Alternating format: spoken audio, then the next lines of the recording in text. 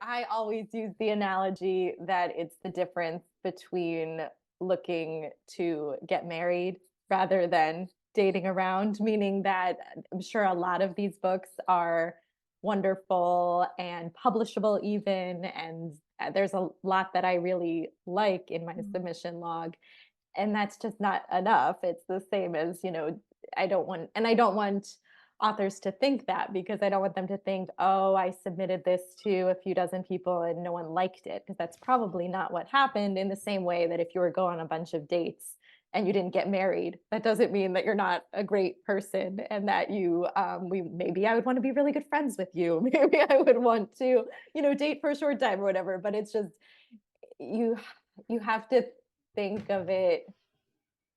This always comes out sounding discouraging, but I really mean for it to be encouraging, because I really mean for it to be like, please accept rejection as incredibly normal and standard, and you could probably have something wonderful and polished and publishable even and still get rejected. So that's where I'm going with this. But how it functions on my end when I'm reading all of these things is, do I want to read this a dozen times and think about it for hours and hours on end and write, potentially a 15-page edit letter about it? Do I want to turn around and, as you were saying, globs of energy, talk about this to my editorial meeting, and then talk about it in my publishing board, and then talk about it in my launch meeting, and then talk about it again in my sales conference?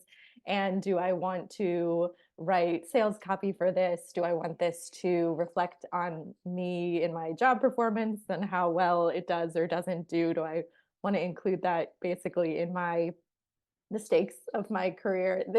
These are all the things that we have to consider on the editorial side, which sounds it might It's sound kind of stressing overwhelming. me out. I know, I don't want it to sound overwhelming, but that's what we're looking for. So it's, at the end of the day, it's much more basic than that. It's sort of that really clear, compelling, memorable premise combined with a really strong voice. Those are really the two things that have to come together. But that's the hoops that we're jumping through on the editorial side. Um, and then you have to add, in addition to that, um, do we not have something too similar on the list already? Is it a good fit for our Mm. imprint? Those more You know what it logistical things. reminds me of?